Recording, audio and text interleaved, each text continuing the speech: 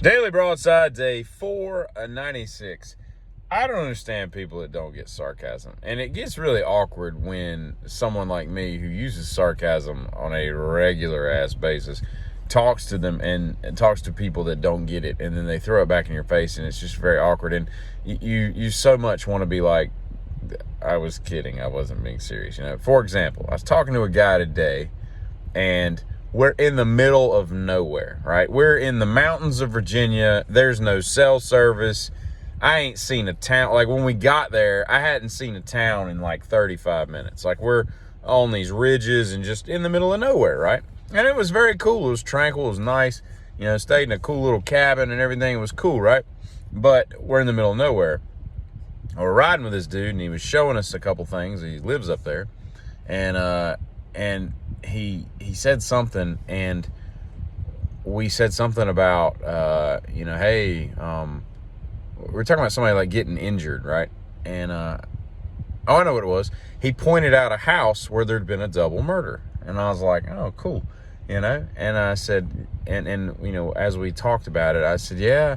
I said, apparently one of the guys got killed, and then the other brother was like shot, and he calls his sister instead of calling for an ambulance, and she gets there, and he's like dying and all this stuff. And I said something along the lines of, yeah, and then like 4 hours later, EMS gets there, and then he immediately is like, no, there's a EMS base about 3/4 of a mile up the road. And I wanted to be like, God, never mind. Why do people do that? They don't understand sarcasm enough to know that I didn't really think that they would take them 4 hours to get anywhere in Virginia. Like, I don't think Virginia's as remote as Montana. I mean, or the Yukon Territory or something like that. That's crazy. I was in a sushi restaurant about 2 weeks ago, and I'm sitting there, and this dude walks in, and I'm like the first person at the place, right? Me and my son are sitting there, and we're ordering, and it's like right at like 11 o'clock. So we're the first people there. About 10 minutes later, this dude walks in, and he's in like a Pepsi Cola shirt. He's like someone bottling kind of, like goes around and does sales of whatever. I don't know what he does. It doesn't matter. He works for PepsiCo. So he goes in and he sits at the bar, and the two sushi guys are there. Well, one of the sushi guys, maybe both of them, I can't really tell what the other guy is, but one of them was just straight up Hispanic, right? And makes great sushi. I've been there many times, but he's not Japanese. He's Hispanic, right? Although I could see to some people he might have a tinge of Asian to his face. Like, I could see where some people might confuse him, but he's clearly Hispanic. Plus, I've heard him talk Spanish many times. And so the guy comes in there, and he's sits down. He's like, "Oh, so what do you recommend? What kind of sushi roll do you recommend?" And the guy looks at him, the Hispanic gentleman, because the other guy had like wandered off. I guess like the lead guy, who actually is Asian, who does all the talking, right? And he just looked at him for, it had to be like a minute and 12 seconds, and it was so awkward. And the guy like looks at him back, and he's like, "What roll should I get? What do you recommend?" And all this. And finally he comes back with, "You like spicy?" And he's like, "Yeah, I like spicy," and all this. And then he's like,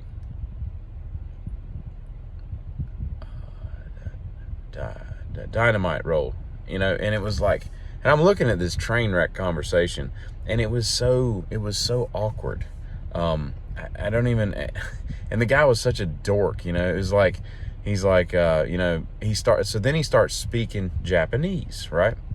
And the guy's Hispanic, right? So he's like, and he's speaking Japanese, and it's like this rudimentary Japanese from what I know about Japanese.